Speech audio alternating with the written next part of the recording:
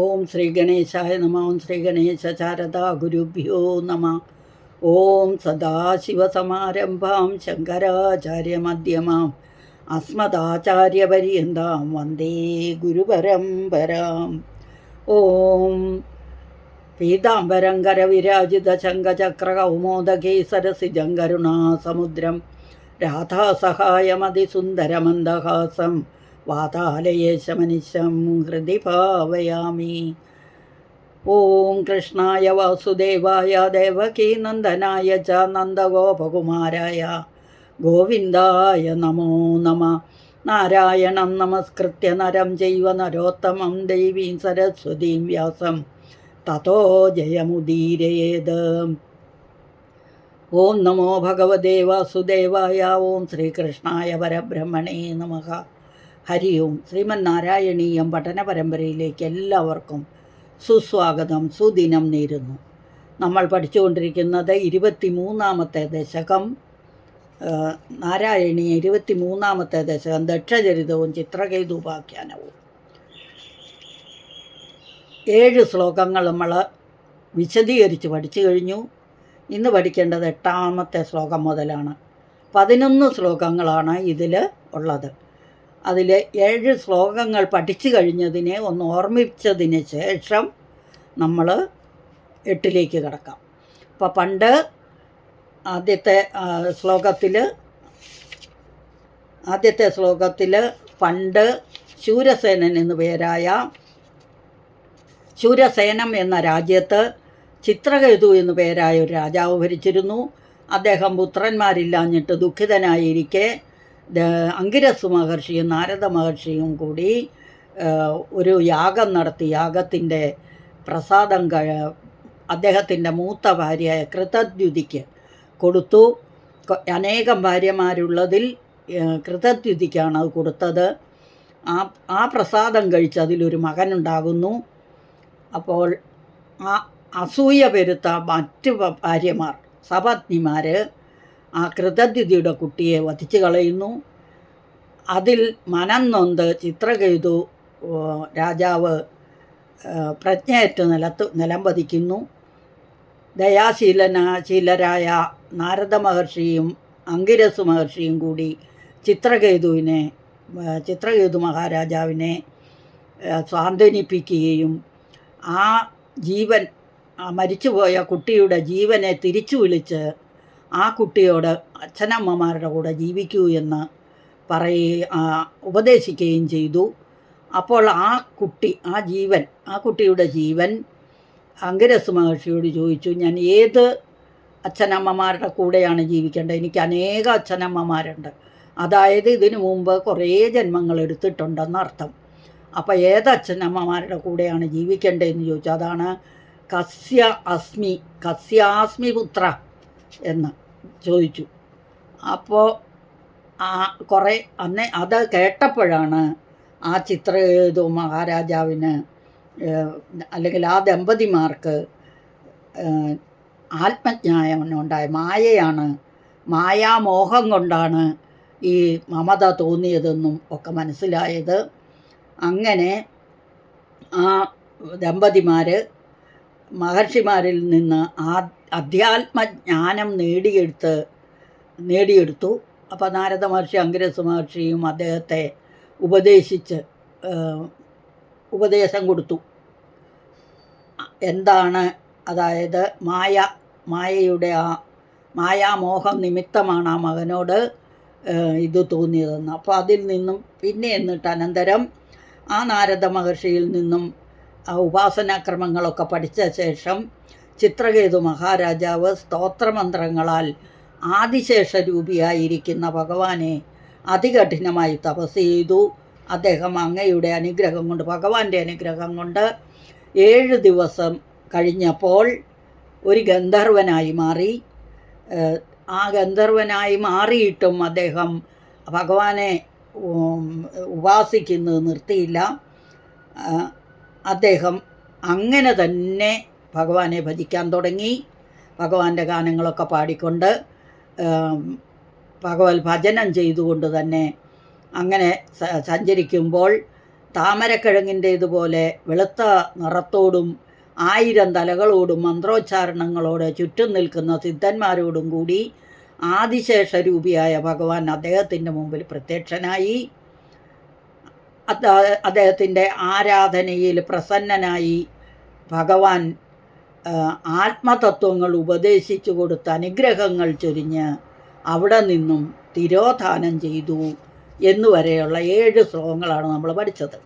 ഇനി പിന്നെ എന്തുണ്ടായി എന്നുള്ളതാണ് നമ്മളിപ്പം പഠിക്കാൻ പോകുന്നത്. അതിലെ 8ാമത്തെ ശ്ലോകം ആദ്യം വായിക്കാം. 8ാമത്തെ ശ്ലോകം വായിച്ച് അർത്ഥം പറഞ്ഞു നോക്കാം. അഥ ശ്രീമന്നാരായണീയെ ദശകം 23 ശ്ലോകം 8. ത്വൽഭക്തമൗലിരഥസോപി ച ലക്ഷലക്ഷം വർഷാണി ഹർഷുലമനാ ഭുവനേഷു കാമം സംഗാപയൻ ഗുണഗണം തവ സുന്ദരീഭിഃ സംഗാതിരേകരഹിതോ ലളിതം ചചാരാം. ഇതിൽ വാക്കുകൾ ഏതൊക്കെയാണെന്ന് നോക്കാം. ത്വത് ഭക്തമൗലിഹി അഥ, അതാണ് ത്വത്ഭക്തിമൗലിരഥ എന്ന് വന്നത്. ത്വത് ഭക്തമൗലിഹി അഥ സഹ അഭി, അത് സോഭിയായി മാറി. സഹ അഭി വിസർഗം പോയിട്ട് ആ അടുത്ത് വന്നതുകൊണ്ട് അകാരം ഓകാരമായി മാറി. സോഭി.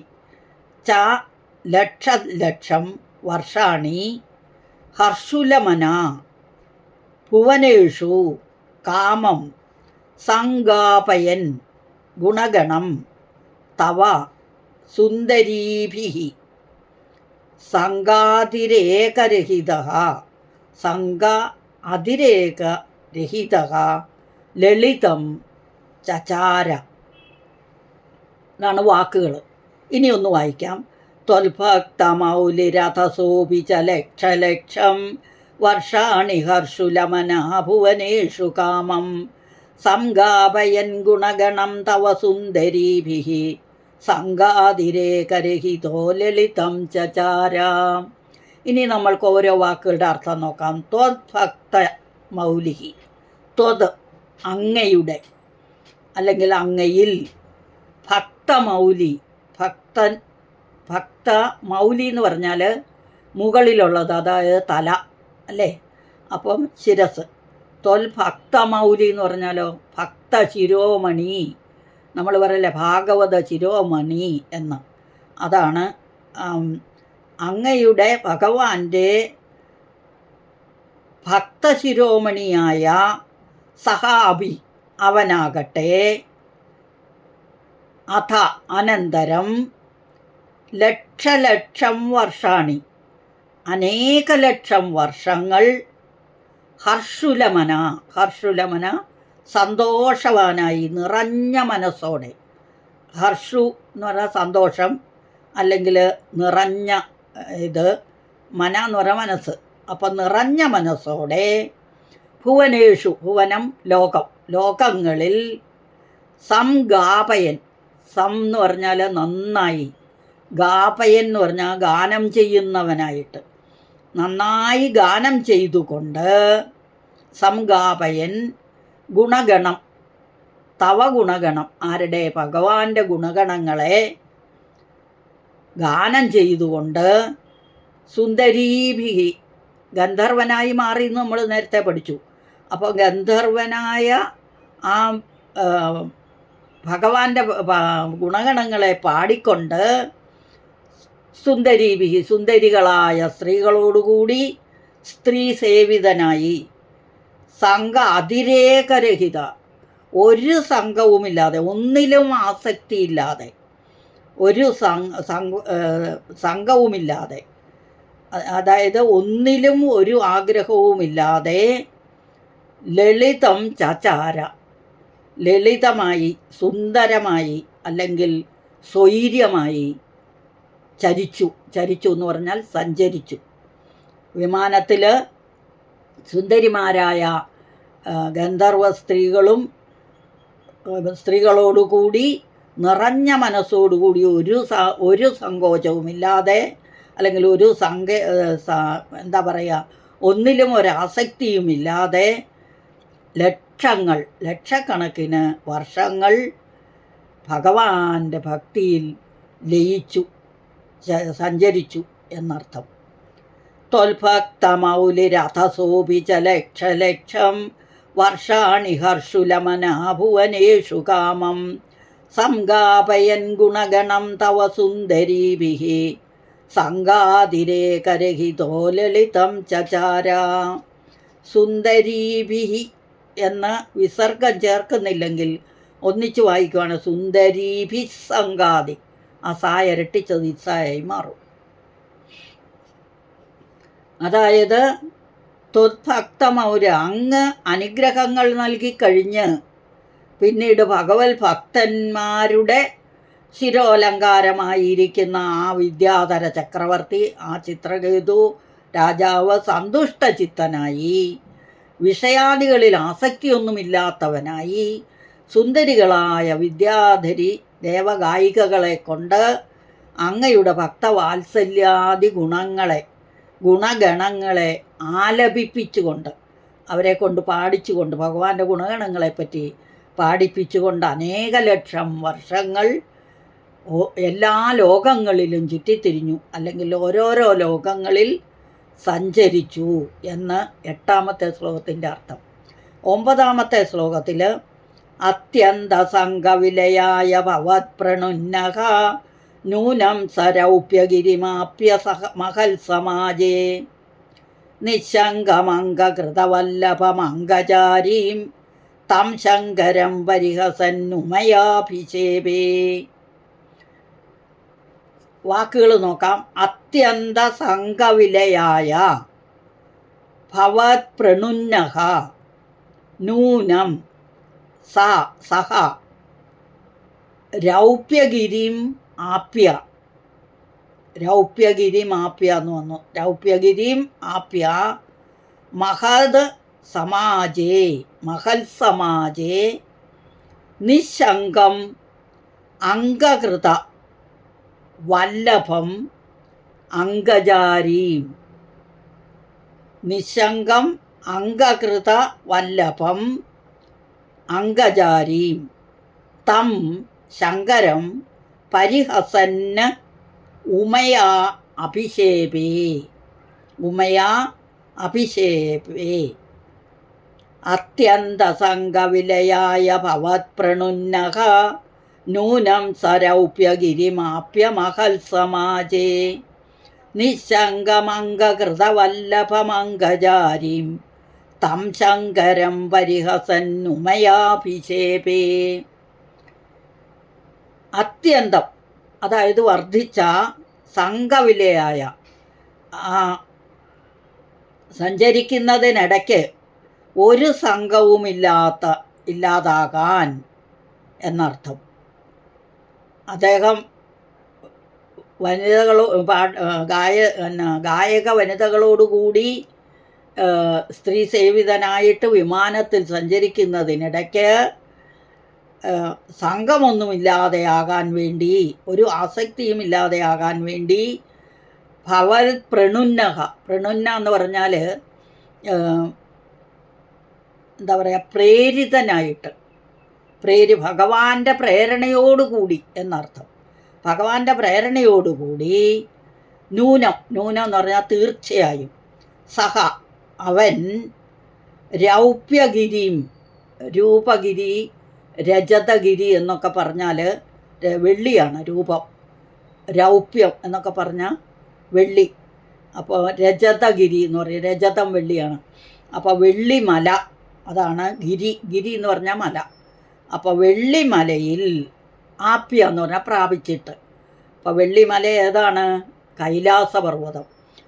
കൈലാസപർവ്വതത്തെ പ്രാപിച്ച് മഹത് സമാജേ, മഹാത്മാക്കളുടെ സമാജത്തിൽ, മഹാത്മാക്കളെല്ലാം കൂടിയിരിക്കുന്ന സഭയിൽ എന്നർത്ഥം. അതെവിടെയാണ് ആ സഭ? ആ കൈലാസം എവിടെയാണ്? ഇളാവൃതത്തിലാണ്. ഇളാവൃതത്തിൽ, കൈലാസത്തിൽ മഹാത്മാക്കളൊക്കെ കൂടിയിരിക്കുന്ന സഭയിൽ നിശങ്കം അംഗകൃത, നിശങ്കം, ശങ്കയൊന്നുമില്ലാതെ, ഒരു പേടിയുമില്ലാതെ, അംഗകൃത. ശങ്കം ഉണ്ടാവുമോ ഭഗവാന്? ഇല്ല. ലൗകികമായിട്ടുള്ള ഇതല്ല അവിടെ എടുക്കേണ്ടത്. അപ്പം അംഗകൃതം, അംഗം എന്ന് പറഞ്ഞാൽ മടി, മടിയിൽ ഇരുത്തിയിട്ട്, നിശങ്കം അംഗകൃതം, മടിയിലിരുത്തി. ആരെയാണ്? വല്ലഭം. വല്ലഭം എന്ന് പറഞ്ഞാൽ ഭഗവാൻ മഹാദേവൻ്റെ ഭാര്യ പാർവതീദേവിയെ, വല്ലഭയെ, പാർവതീദേവിയെ അങ്കജ അരീം. അങ്കജൻ ആരാണ്? അംഗമില്ലാത്തവൻ കാമദേവൻ. കാമദേവൻ്റെ അരി, അരി എന്ന് പറഞ്ഞാൽ ശത്രു. ആരാ കാമദേവൻ്റെ ശത്രു? മഹാദേവൻ. അപ്പം മഹാദേവൻ തൻ്റെ ഭാര്യയെ മടിയിലിരുത്തി ലാളിക്കുന്നത് കണ്ടിട്ട് തം ശങ്കര, അങ്ങനെയുള്ള ശങ്കരനെ, ആ മഹാദേവനെ പരിഹസിച്ചു. ആ മഹാദേവനെ സഭയിലിരിക്കുന്ന മഹാത്മാക്കളുടെ മധ്യത്തിൽ വെച്ച് പരിഹസിച്ചു. ആര്? ഈ ചിത്രകേതു. അപ്പോഴോ ഉമയ അഭിഷേപേ. അപ്പോൾ പരിഹസിച്ചത് ഇഷ്ടപ്പെടുവോ ദേവിക്ക്? പാർവതീ ദേവിക്ക് ഇഷ്ടപ്പെട്ടില്ല. ഉമ എന്ന് പറഞ്ഞാൽ പാർവതീദേവി, ഉമയാൽ ശപിക്കപ്പെട്ടു. അതാണ് ഉമയാഭിഷേപേ, ശപിക്കപ്പെട്ടു. പാർവതീദേവി ശപിച്ചു എന്ന് അർത്ഥം. അത്യന്ത സംഘവിലയായ ഭവത്പ്രണുന്നക നൂനം സരൗപ്യഗിരിമാപ്യ മഹൽ സമാജേ നിശങ്കമംഗകൃതവല്ലഭമംഗചാരിം തം ശങ്കരം പരിഹസന്നുമയാഭിഷേപേ. ഭാഗവതത്തിൽ വിശദീകരിച്ച് പറയുന്നുണ്ട്. നമ്മൾ കഥ ഒന്ന് ഇതാക്കി പോകാം. അർത്ഥം പറയുമ്പം, വിദ്യാധര ചക്രവർത്തിയായ ചിത്രകേതു വിദ്യാധര സുന്ദരികളോടൊത്ത് വിമാനത്തിൽ കയറി ഓരോരോ ലോകങ്ങളിലും സഞ്ചരിച്ചു കൊണ്ടിരിക്കുമ്പോൾ അത്യന്തം സംഘനിവൃത്തിക്കായി ഭഗവാന്റെ തന്നെ പ്രേരണയാൽ വെള്ളി മലയിൽ, അതായത് പർവ്വതത്തിൽ, സപർവ്വതത്തിൽ, കൈലാസപർവ്വതത്തിൽ എന്നെടുക്കാം നമുക്ക്, അല്ലേ? കൈലാസപർവ്വതത്തിൽ പ്രവേശിച്ചു, കൈലാസപർവ്വതത്തെ പ്രാപിച്ചു. അവിടെ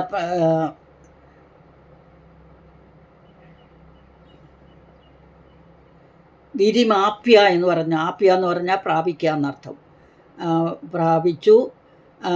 സനകാദി മുനിമാരുടെ എല്ലാം നടുവിൽ സൃഷ്ടി സ്ഥിതി സംഹാരം എല്ലാം ചെയ്യുന്ന സാക്ഷാൽ മഹാമായയാകുന്ന ഉമാദേവിയെ മടിയിലിരുത്തിക്കൊണ്ട് സ്ഥിതി ചെയ്യുന്ന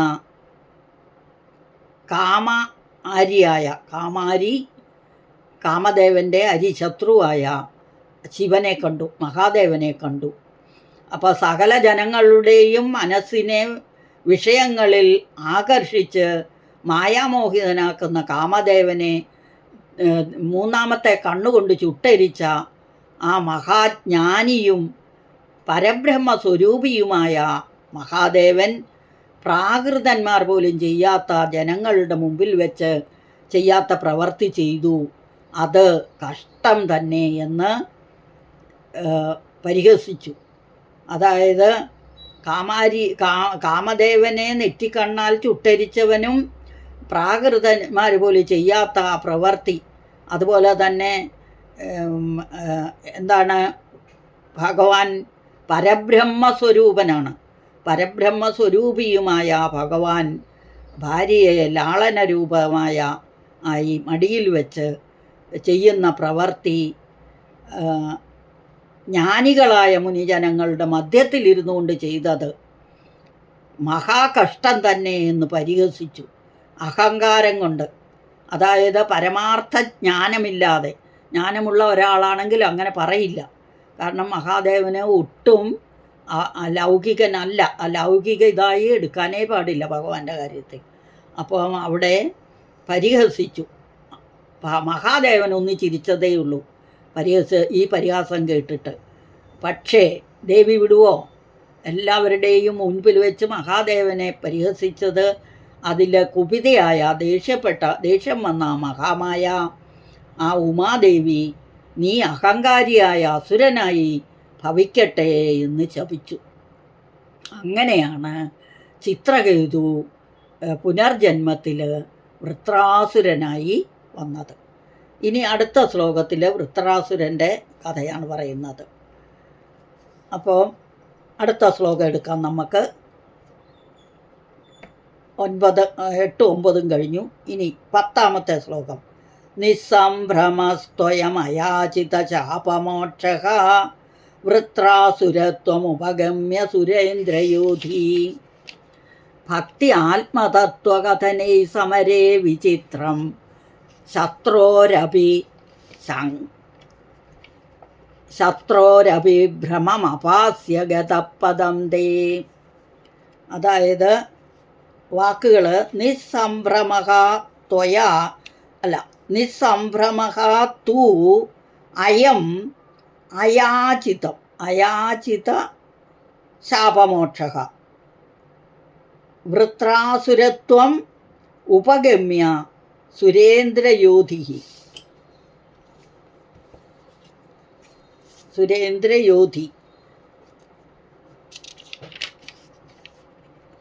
ഭക്ത്യാ ആത്മതത്വകഥനൈഃ സമരേ വിചിത്രം ശത്രോഃ അപി ഭ്രമം അപാസ്യ ഗതഃ പദം തേ.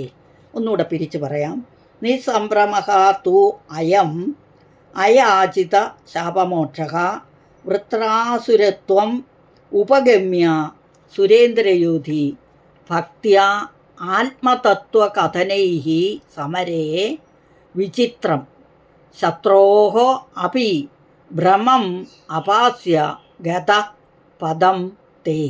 ഇതാണ് നിസ്സംഭ്രമസ്ത്വയമയാചിത ശാപമോക്ഷഃ വൃത്രാസുരത്വമുപഗമ്യ സുരേന്ദ്രയോധി ഭക്ത്യാത്മതത്വകഥനൈ സമരേ വിചിത്രം ശത്രോരപി ഭ്രമമപാസ്യ ഗതപദം തേ. ഇനി നമുക്ക് അർത്ഥം നോക്കാം. നിസ്സംഭ്രമം, സംഭ്രമമില്ലാത്ത, അയം അവൻ, ഒരു സംഭ്രമവുമില്ലാത്തവനായ അവൻ, അയാചിത യാചിക്കാതെ തന്നെ. യാചിക്കുക എന്ന് പറഞ്ഞാൽ ചോദിക്കുക, യാചിക്കുക, ഇരക്കുക. അയാചിത അതിൻ്റെ ഓപ്പോസിറ്റ്. അപ്പം യാചിക്കാതെ, എന്ത് യാചിക്കാതെ? ശാപമോക്ഷമൊന്നും യാചിക്കാതെ ആ ശാപത്തെ ഏറ്റുവാങ്ങുകയാണ് ചെയ്തത് ചിത്രകേതു. അത്രയും മഹാത്മാവാണ് അദ്ദേഹം. അല്ലയോ അമ്മേ, അമ്മ തന്ന ആ ശാപം ഞാൻ ഏറ്റുവാങ്ങിയിരിക്കുന്നു എന്ന് പറഞ്ഞ് അത് ഏറ്റുവാങ്ങി. ആ ശാപമോക്ഷത്തിനായിട്ട് യാചിച്ചില്ല എന്നർത്ഥം. 6ാമത്തെ സ്കന്ധത്തിൽ 17ാമത്തെ അധ്യായത്തിൽ 6 മുതലുള്ള ശ്ലോകങ്ങൾ കേൾക്കുക. അപ്പം അതിനകത്ത് ഇത് വിശദീകരിച്ച് പറഞ്ഞിട്ടുണ്ട്. വൃത്രാസുരൻ ആയി ജനിച്ചത്, ഉപഗമ്യ പ്രാപിച്ചിട്ട്, ആ വൃത്രാസുരനായി പ്രാപിച്ചിട്ട്, വൃത്രാസുരനായി തീർന്നിട്ട്, അതായത് ജനിച്ചു, വൃത്രാസുരൻ ഉണ്ടായി. സുരേന്ദ്രയോധി, സുരന്മാരുടെയൊക്കെ ഇന്ദ്രൻ, ആ ദേവേന്ദ്രൻ. അപ്പം ദേവേന്ദ്രനുമായി യോധി എന്ന് പറഞ്ഞ യുദ്ധം ചെയ്ത്, ഇന്ദ്രനുമായി യുദ്ധം ചെയ്ത്, ഭക്തിയ ആത്മതത്വകഥനൈ, ഭക്തിയോടുകൂടി ആത്മതത്വകഥകളെ സമരേ വിചിത്രം. അതായത് ഈ ചിത്രകേതുവിനെ ശപിച്ചിട്ട് ആ ശാപമൊന്നും, ആ ശാപമായി തന്നെ ഏറ്റുവാങ്ങിക്കൊണ്ട് ഭക്തിയോടുകൂടി ഭഗവാന്റെ കഥകളെയെല്ലാം വിവരിച്ചുകൊണ്ട് വിചിത്രമായിട്ട് ശത്രോരപി, ശത്രുക്കളെ പോലും, ഭ്രമം അപാസ്യ, ശത്രുക്കളുടെ പോലും ഭയത്തെ ഇല്ലാതെയാക്കി ഭഗവാനിൽ ലയിച്ചു എന്ന് അർത്ഥം. ഗതഹ എന്ന് പറഞ്ഞാൽ പോയി, പദം തേ അങ്ങയുടെ പദത്തെ പ്രാപിച്ചു, ഭഗവാനിൽ ലയിച്ചു എന്നർത്ഥം. അപ്പോൾ ഇത് കഥയോടുകൂടി നമുക്കതൊന്നുകൂടെ വായിച്ചിട്ട് അർത്ഥം നോക്കാം. നിസ്സംഭ്രമസ്ത്വയമയാചിത ശാപമോക്ഷഃ വൃത്രാസുരത്വമുപഗമ്യ സുരേന്ദ്രയോധി ഭക്തി ആത്മതത്വകഥനൈ സമരേ വിചിത്രം ശത്രോരഭിഭ്രമം അപാസ്യഗതപദം തേ.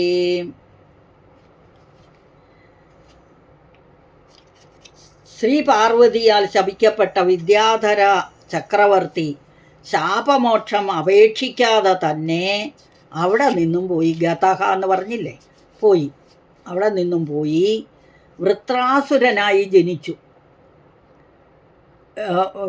അമ്മയുടെ വയറ്റിൽ ഗർഭപാത്രത്തിലും കിടന്നില്ല, പ്രസവിക്കുകയും ചെയ്തില്ല, ബാലനായിരുന്നില്ല, ബാല്യകാലം ഇല്ലായിരുന്നു, കൗമാരം പിന്നെ ഒന്നുമില്ല, നേരെ അങ്ങ് ജനിച്ചു. ഇന്ദ്രനോടുള്ള യുദ്ധത്തിൽ ഭഗവത് ഭക്തനായ അവൻ ശത്രുവാകുന്ന ഇന്ദ്രൻ്റെയും കൂടി ഇന്ദ്രൻ്റെ അജ്ഞാനത്തെ ആത്മതത്വോപദേശത്താൽ ഇല്ലാതെയാക്കി വൈകുണ്ഠം പ്രാപിച്ചു എന്ന് അർത്ഥം. അത് കഥയായിട്ട് പറയാൻ, വൃത്രാസുരൻ്റെ കഥ ഇത്തിരി പറയേണ്ടി വരും. അത് ഭാഗവതത്തിൽ നിന്ന് മനസ്സിലാക്കി പറയാം.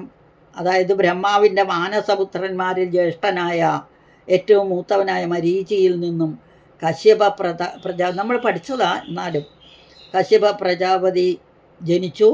കശ്യപ പ്രജാപതിക്ക് ദക്ഷപുത്രിമാരായ മക്കളില്ല, 16 പെൺമക്കളിൽ അല്ലേ, ഏറ്റവും മൂത്തവളായ അതിഥിയിൽ 33 പുത്രന്മാരുണ്ടായി. അവരിൽ ഏറ്റവും മൂത്തത് ഇന്ദ്രനാണ്. അതിഥിയുടെ 12 പുത്രന്മാർ ആദിത്യന്മാരെന്നറിയപ്പെടുന്നു. ഇന്ദ്രൻ്റെ പ്രവൃത്തികൾ ഇഷ്ടപ്പെടാതിരുന്ന ത്വഷ്ടാവ് ആരാണ്? നമ്മൾ വിശ്വരൂപൻ്റെ അച്ഛൻ ആരാണ്? ഒരു പ്രജാപതിയാണ്, അതിഥിയുടെ പുത്രനാണ്. ആ ത്വഷ്ടാവ് ഇന്ദ്രനെ വധിക്കാനായി രോചന എന്ന അസുര സ്ത്രീയെ വിവാഹം ചെയ്തു. അവളിൽ വിശ്വരൂപൻ എന്ന പുത്രനെ ജനിപ്പിച്ചു. വിശ്വരൂപന് 3 തലകളുണ്ടായിരുന്നത് കൊണ്ട് ത്രിശിരസ് എന്ന് വിളിച്ചു. വിശ്വരൂപൻ ബ്രാഹ്മണനായിരുന്നു എങ്കിൽ അമ്മ അസുര സ്ത്രീ ആയിരുന്നതിന് അസുരന്മാരോട് കൂറു പുലർത്തിപ്പോന്നു. ഇന്ദ്രൻ ഇത് മനസ്സിലാക്കി.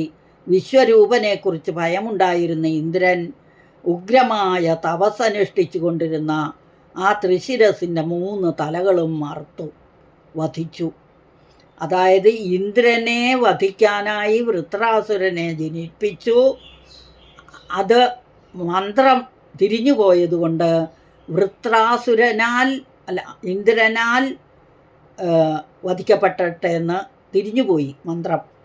അപ്പോൾ അതുകൊണ്ട് ഇന്ദ്രൻ വൃത്രാസുരനെ വധിച്ചു.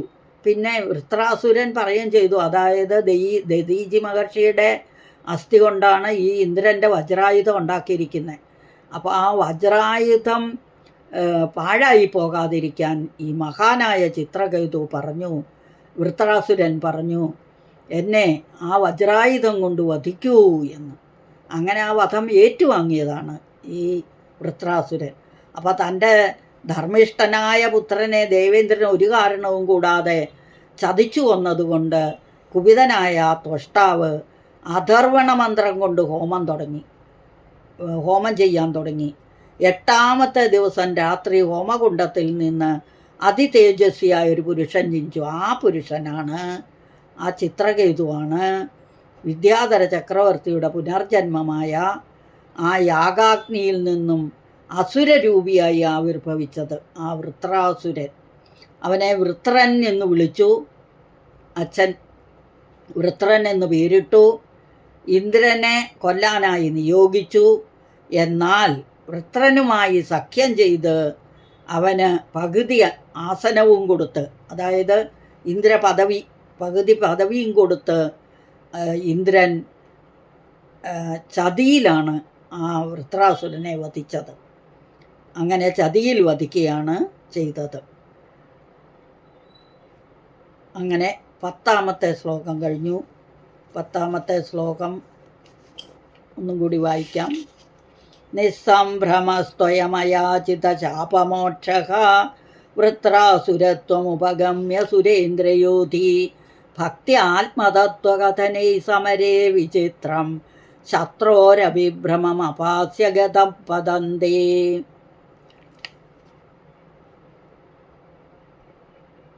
ശ്രീ പാർവതിയാൽ ശപിക്കപ്പെട്ട വിദ്യാധര ചക്രവർത്തി ശാപമോക്ഷം അപേക്ഷിക്കാതെ തന്നെ അവിടെ നിന്നും പോയി വൃത്രാസുരനായി ജനിച്ചു. ഇന്ദ്രനോടുള്ള യുദ്ധത്തിൽ ഭഗവാന്റെ ഭക്തനായ അവൻ ശത്രുവാകുന്ന ഇന്ദ്രൻ്റെയും കൂടി അജ്ഞാനത്തെ ആത്മതത്വോപദേശത്താൽ ദൂരീകരിച്ച് വൈകുണ്ഠം പ്രാപിച്ചു എന്ന്. ഇനി 11ാമത്തെ ശ്ലോകം കൺക്ലൂഷൻ, അതായത് മേൽപ്പത്തൂർജി എന്താ പറയുന്നതെന്ന് കേൾക്കാം. ത്വൽസേവനേന ദിതിരിന്ദ്രവതോദ്യതാപി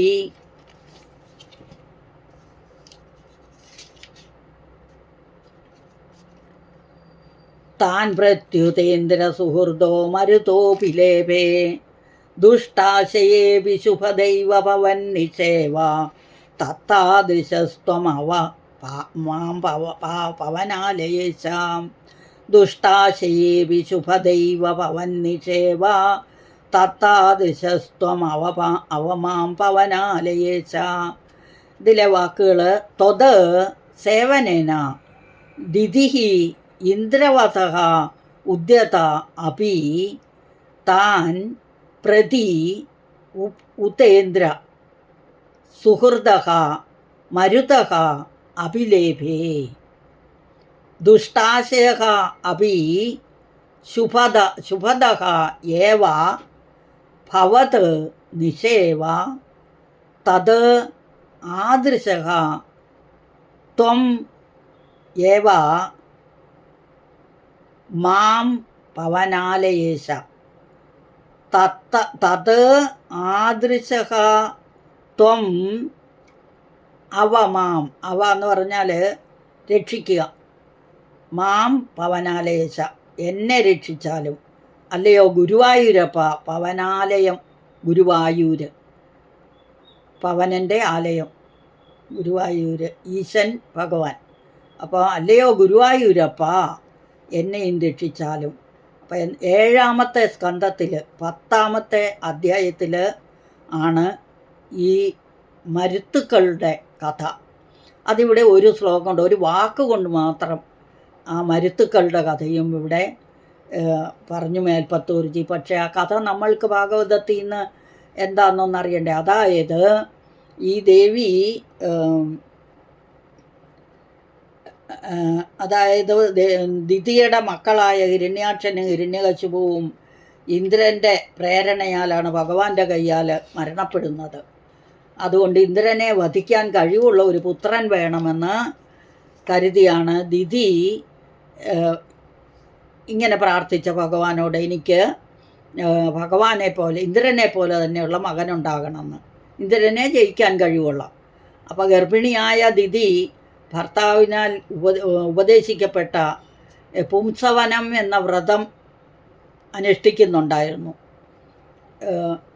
അതായത് ആ പുംസവനം എന്ന പും എന്ന് പറഞ്ഞാൽ പുമാൻ പുരുഷൻ, സവനം എന്ന് പറഞ്ഞാൽ പുറത്തേക്ക് വിടുക, അതായത് പ്രസവിക്കുക എന്നർത്ഥം. പുംസവനം എന്ന് പുംസവനം സവിക്കുക, പുറത്തേക്ക് വിടുക, പ്രസവിക്കുക എന്നൊക്കെ അർത്ഥം. അപ്പോൾ ആ വ്രതം നോക്കുന്നുണ്ട്. ആ വ്രതത്തിന് കുറേ ഇതുണ്ട്, എന്താ കുറേ സഹിക്കാനുണ്ട്. പകൽ ഉറങ്ങാൻ പാടില്ല, വാതിൽപ്പടിയിൽ തലവെച്ച് കിടക്കാൻ പാടില്ല, സന്ധ്യാസമയത്ത് ഉറങ്ങാൻ പാടില്ല, ഇങ്ങനെ കുറേ ഇതുണ്ട്. അപ്പോൾ അത് മുടങ്ങുന്ന സമയത്ത്, ആ വ്രതം മുടങ്ങുന്ന സമയത്ത് ഇന്ദ്രൻ എന്ത് ചെയ്തു, അതിന് ദേവി വഴിയൊരുക്കി കൊടുത്തു. ഒരു ചെറിയ അബദ്ധം പറ്റി,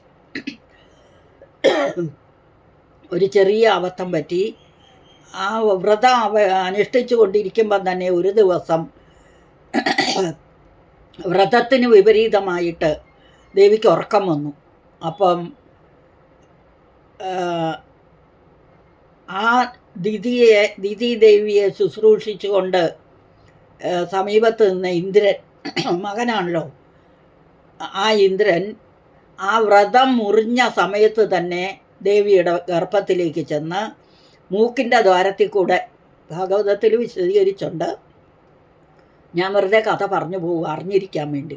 അപ്പോൾ മൂക്കിൻ്റെ ദ്വാരത്തിൽ കൂടി അകത്ത് കയറി ആ ഭ്രൂണം, അതായത് ആ ഉണ്ടായ ആ ഗർഭസ്ഥ ശിശുവിനെ 7 പ്രാവശ്യം വെട്ടി.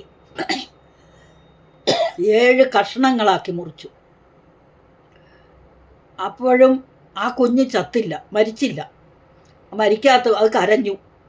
അപ്പോൾ ആ കരഞ്ഞപ്പം ആ 7 കഷണത്തെ പിന്നെയും 7 കഷണങ്ങളാക്കി മുറിച്ചു.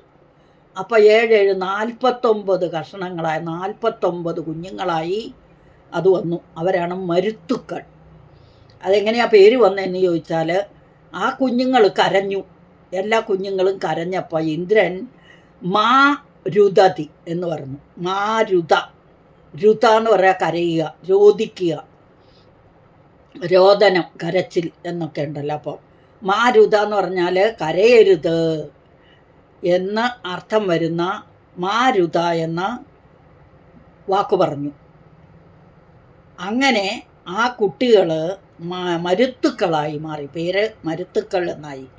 എന്നാൽ ഈ ശിശുക്കളെ കൊന്നതിന് ശേഷം ആ അമ്മയുടെ വയറ്റിൽ നിന്നും ഇന്ദ്രൻ പുറത്തു വന്ന് ഈ 49 കുഞ്ഞുങ്ങളെയും കൊണ്ടുപോയി. അമ്മയോട് പറഞ്ഞ, അമ്മ എന്നോട് ക്ഷമിക്കണം, ഞാൻ ഇവരെ കൊണ്ടുപോവുകയാണ്.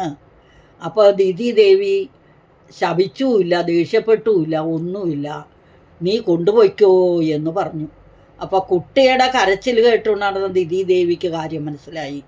അപ്പോൾ ശാപഭീതി നിമിത്തം തൊഴുകൈയോടുകൂടി തലയിൽ കൈവച്ച് തൊഴുതുകൊണ്ട് അമ്മയുടെ ഉദരത്തിൽ നിന്നിറങ്ങി വന്ന ഇന്ദ്രൻ പറഞ്ഞു, ദേവി, എനിക്കിതിൽ പാപമില്ല, ഇവൻ എൻ്റെ ശത്രുവായിരുന്നല്ലോ, അതുകൊണ്ടാണ് ഞാൻ ഇവനെ കൊന്നുകളഞ്ഞത്, എന്നോട് കോപിക്കരുത് എന്ന് പറഞ്ഞു. അപ്പോൾ ദിതി ഇന്ദ്രൻ അഭയം കൊടുത്തു. എന്നിട്ട് ദിതിയുടെ ഗർഭത്തിൽ കിടന്ന ശിശു മരിച്ചില്ല. ഇന്ദ്രൻ മാരുത എന്ന് പറഞ്ഞതിനാൽ, മാരുത എന്ന് പറഞ്ഞതുകൊണ്ട് അവർ 49 മാരുതന്മാരായി പരിണമിച്ചു. ദിതി അവരെ ഇന്ദ്രൻ്റെ കൂടെ ദേവലോകത്തേക്ക് പറഞ്ഞയക്കുകയും ചെയ്തു. അങ്ങനെ മരുത്തുക്കളുടെ കഥ ഒരു ചെറിയ വാക്കുകൊണ്ട് മാത്രം മേൽപ്പത്തൂരി പറഞ്ഞു. ഇനി സ്വന്തം ഗോത്രത്തിലെ കുട്ടിയെ കൊന്നതുകൊണ്ട് ഇന്ദ്രന് ഒരു പേരും ഉണ്ടായി, ഗോത്രഭിത്തെന്ന്. ഗോത്രഭിത്ത്, ഭിത്ത് എന്ന് പറഞ്ഞാൽ പിളർക്കുക. അപ്പം ഗോത്രത്തിലുണ്ടായ കുഞ്ഞുങ്ങളെ കൊന്നതുകൊണ്ട് ഇന്ദ്രന് ഗോത്രഭിത്തെന്ന് പേരുമുണ്ടായി. കഥ അറിയാൻ വേണ്ടി പറഞ്ഞു എന്നേ ഉള്ളൂ. ശ്ലോകം എത്രയേ ഉള്ളൂ. അപ്പം 11ാമത്തെ ശ്ലോകം, ത്വത്സേവനേനദിതിരിന്ദ്രവതോദ്യതാപി താൻ പ്രത്യുതേന്ദ്ര സുഹൃദോ മരുതോപിലേപേ.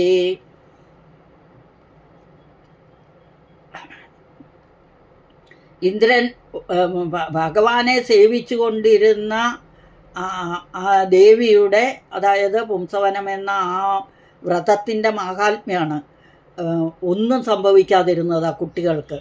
അപ്പോൾ ഇന്ദ്രൻ വധിക്കാൻ ഉദ്യമിച്ചു. അതിൽ മറിച്ച് സുഹൃത്താക്കി മാറ്റി, ആ കുഞ്ഞുങ്ങളെ സുഹൃത്തുക്കളാക്കി മാറ്റിയിട്ട്, അതാണ് ഭഗവാനെ ഭജിച്ചു കൊണ്ടിരുന്നാൽ ശത്രുത കൊണ്ട് അല്ലെങ്കിൽ ദുഷ്ടതയ്ക്ക് വേണ്ടിയാണെങ്കിലും എന്തെങ്കിലും ചെയ്താൽ, സേവിച്ചാൽ, ദുഷ്ടതയ്ക്ക് വേണ്ടിയാണെങ്കിലും സേവിച്ചാൽ അത് ശുഭമായി മാറുന്നു. അതാണ് ദുഷ്ടാശയേവി, ദുഷിച്ച മനസ്സാണെങ്കിൽ പോലും ശുഭമായി ഭവിക്കുന്നു. ഭവൻ നിഷേവ, ഭവത് നിഷേവ, ഭഗവാനെ ദുഷ്ടതയ്ക്ക് വേണ്ടിയാണെങ്കിലും സേവിച്ചാൽ അത് ശുഭമായി ഭവിക്കുന്നു. തത് ആദൃശഃ ത്വം അവമാം പവനാലേശ. ഇങ്ങനെയൊക്കെയുള്ള അല്ലയോ ഗുരുവായൂരപ്പ, അങ്ങ് എന്നെയും രക്ഷിച്ചാലും എന്ന് കഥ. അസുരമാതാവായ ദിതി സ്വഭർത്താവായ കശ്യപ പ്രജാപതിയെ പ്രസാദിപ്പിച്ച് ഇന്ദ്രനെ വധിക്കുവാൻ സമർത്ഥനായ ഒരു പുത്രന് വേണ്ടി പ്രാർത്ഥിച്ചു ഭഗവാനോട്. പക്ഷേ ഇന്ദ്ര സുഹൃത്തുക്കളായ മരുത്തുക്കൾക്കാണ് ജന്മം നൽകിയത്. ഈ സ്ഥിതി ദുഷ്ടമായ ചിന്തയോടുകൂടി അങ്ങയെ ഭജിച്ചാലും ശുഭഫലമുണ്ടാകുന്നതായി കാണാം. ഇപ്രകാരമുള്ള മാഹാത്മ്യത്തോടു കൂടിയിരിക്കുന്ന അല്ലയോ ഗുരുവായൂരപ്പ, അങ്ങ് എന്നെയും കാത്തുരക്ഷിക്കണമേ എന്ന് 11ാമത്തെ ശ്ലോകം. അപ്പം നമ്മൾക്ക് ഈ 4 ശ്ലോകങ്ങളും ഒന്നും കൂടി വേഗം വായിക്കാം. ത്വൽഭക്തമൗലിരഥ സോപിച്ച ലക്ഷലക്ഷം വർഷാണി ഹർഷുലമനാഭുവനേഷു കാമം സംഗാപയൻ ഗുണഗണം തവ സുന്ദരീഭിः സംഗാതിരേകരഹിതോ ലളിതം ചചാര അത്യന്തസംഗവിലയായ ഭവത്പ്രണുന്നഃ നൂനം സരൗപ്യഗിരിമപ്യവ സമഹൽ സമാജേ നിശങ്കമംഗകൃതവല്ലഭമംഗചാരിം തം ശങ്കരം പരിഹസന്നുമയാഭിഷേപേ നിസ്സംഭ്രമസ്ത്വയമയാചിതശാപമോക്ഷഃ വൃത്രാസുരത്വമുപഗമ്യ സുരേന്ദ്രയോധി ഭക്ത്യാത്മതത്വകഥനേ സമരേ വിചിത്രം ശത്രോരഭിഭ്രമമപാസ്യഗതഃ പദം തേ ത്വൽസേവനേന ദിതിരിന്ദ്രവധോദ്യതാപി താൻ മൃത്യുതേന്ദ്രസുഹൃദോ മരുതോ വിലേപേ ദുഷ്ടാശയേ വിശുഭദൈവ ഭവന്നിഷേവ തത്താദൃശസ്ത്വമവമാം പവനാലയേശ. നാരായണാഖില ഗുരോ ഭഗവൻ നമസ്തേ. സകലം ശ്രീകൃഷ്ണാർപ്പണമസ്തു. ഹരി ഓം. കായേന വാച